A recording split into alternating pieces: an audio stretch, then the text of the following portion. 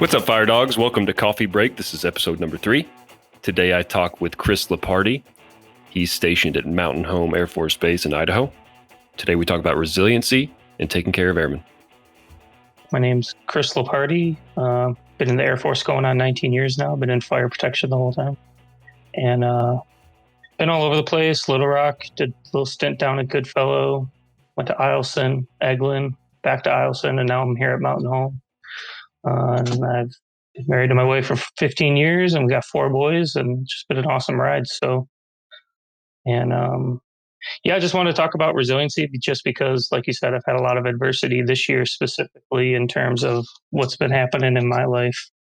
Probably around March timeframe, I got really sick with the flu. And of course, when I got sick with the flu, that's, of course, when all the COVID scare was going on. And so it was just utter craziness. And with the flu, I ended up developing pneumonia. So they thought I had COVID, of course, so that was a big scare. And then during that time frame, my 3-year-old son broke his femur. So if anyone's ever dealt with a broken femur with a child, it's like having a newborn baby again. You have to do everything for them again. So still dealing with pneumonia. My son broke his femur. And then sadly, unfortunately, about a month and a half ago, my 3rd son passed away from an illness unexpectedly. It was one Saturday was fine, and by the next Saturday he had passed. So it was really hard. It still is hard every single day. It's really, devastating. But I've really had to use that, resiliency training, as weird as it sounds, from the Air Force to help me survive and get through it every single day. I mean, I can't imagine even having one of those things happen. Yeah, it's, we kept thinking, oh, this one is done, and now we got the next one, and then the next one, and it was just, it was really difficult. But the resiliency in those 4 pillars that the Air Force always talks about, the mental strength, spiritual, physical, and social. I had to really lean on all of those during this year to get us through this, to get my family through this, to get myself through this, and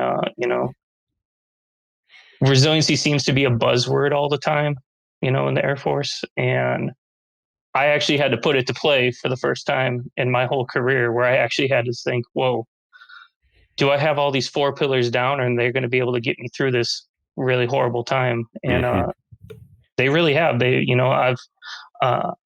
I've used the mental pillar in terms of, I've gone to mental health. I've had to go to mental health. Having such a traumatic loss like that, it was impossible to not to.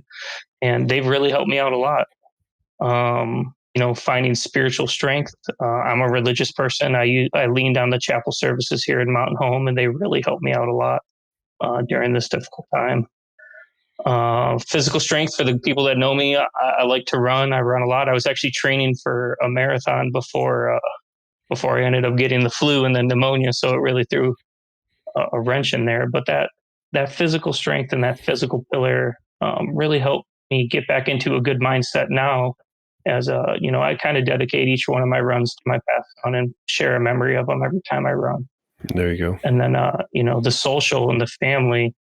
That's probably been one of the biggest things, because our fire dog family in the Air Force is, you always hear about it, that everyone's there to help you when you need it, but it's not until when you actually need it, that you realize how important that family is and how everyone really comes to help you out. And I had all my departments. There wasn't a single department where people didn't contact me from my past to reach out to try to help.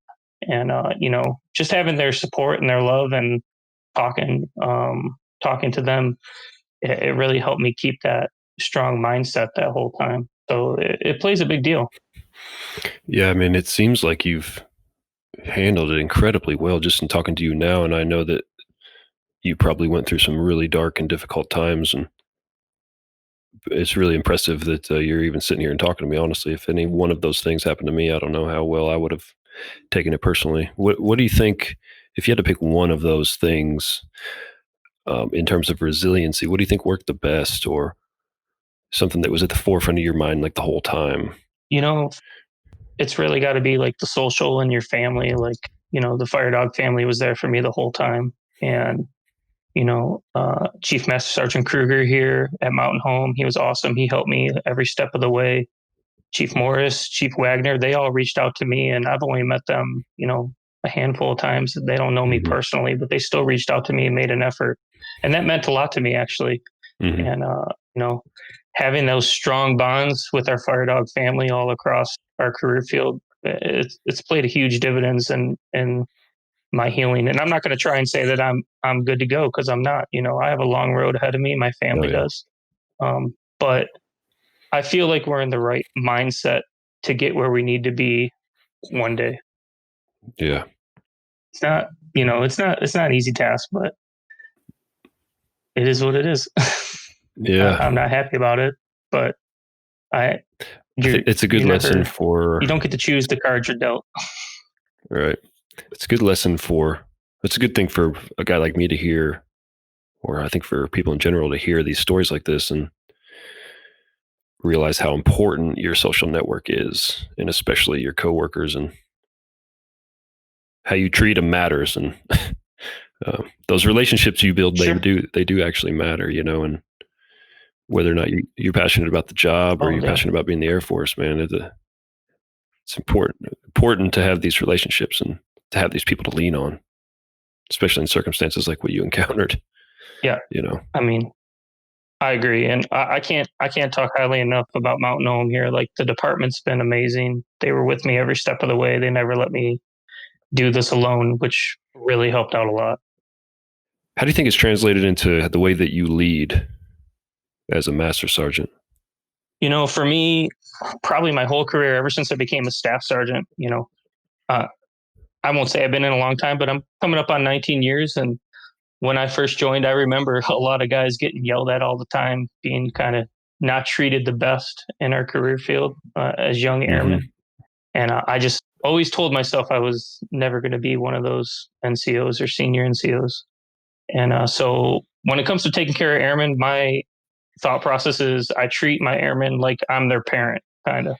There's times you got to be hard, but there's times you got to show love and care and show them that you're there for them no matter what.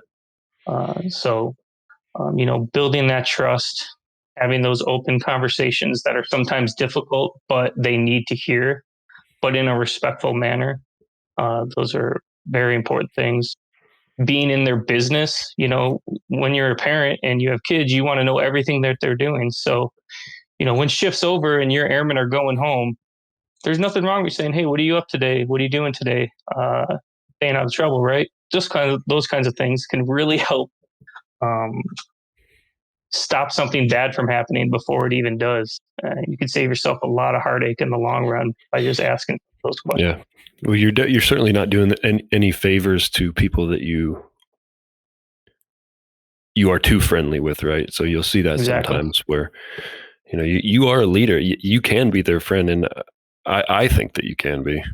You can be a leader, and you can be a friend too. You can be somebody that they Sure. lean on, but you have an obligation to challenge them, and, Exactly. and to question them and make them become better people, right? Or better Yep. firefighters or better airmen or whatever. Yep. Yeah. Pushing them out of their comfort zone. Just saying, "Hey, man, you're on shift. There's a professional org meeting. You're going to go. We got the manning. Yeah. Go ahead and go." Yeah. Those little things. I think the biggest thing is, treating our airmen uh, like they're your family, because they are your family. And, I think what helped me during my difficult time was is I always treated people like they were family. So when this happened to me, my family did come and help me. My fire dog family was there for me because I had established those bonds with so many people. And you know, Yeah. You built your capital. exactly. If we do that for our airmen when they're really young and showing them, "Hey, we're here for you," and taking care of them, they're going to be there for us too. They're going to help us out when we need them. I think, like, you brought up a good point, that being an NCO or senior NCO, that you can still treat them with respect and be their friend, but there is a time when you know there's a line that can't be crossed, and you have to take care of business. And that's part of my whole concept of being a parent, right? When you're a parent, you love your kids, you want to take care of them, you want nothing but the best for them. But at the same sense, you're not going to let them get away with stuff that they shouldn't. You're pushing them in the right direction to be successful in their life. And that's the way a lot of people should look at, taking care of your airmen. You want to push them to have the best career possible, and just be a good person overall. Yeah, and when you challenge them and when you're not too friendly with them, I mean, that's in their best interest.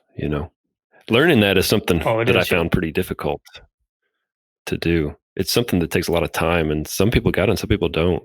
That's another thing that I've noticed. I'm still learning I think you're myself. right. I think the hardest to, you know, is for a brand new staff sergeant on the floor that was just a senior airman a week ago and now they're a staff sergeant and they have to kind of, you know, change their mindset. That could be really difficult for a lot of people. Like, hey, now I'm the staff sergeant. I'm not your senior airman friend anymore. And that doesn't mean you can't still have fun and hang out and talk to them, but there is got to be that line. And you know, trying to go into it with that parent mindset, uh, you know, just another way to look at it for when it comes to making decisions and helping your airmen out in the future. It's like, hey, gonna help them out, but at the same sense, there's times I'm going to push you to your limit, and it's for your best interest. Well, Chris, I really do appreciate you taking the time and telling us, sharing with us your story. I know you. We didn't get too much into it, but I really do appreciate it because I think people need to hear things like this, to put things in perspective, and it helps us remember what's important. And so I really do appreciate you sharing that, man. And very sorry about your loss and the things you went through, but I only wish the best for you. You know, Seriously, please reach out to me if you need anything. I know I'm sure a lot of people have told you that, but I'm another guy that's there for you. I know you don't know me well, but I'm there for you, brother. And thanks a lot Yep. for No, I for talking with me. really appreciate it, Matt. I love what you're doing with the show, and keep up the great work. Thank you very much for allowing me to be on this program. No problem, brother. My pleasure.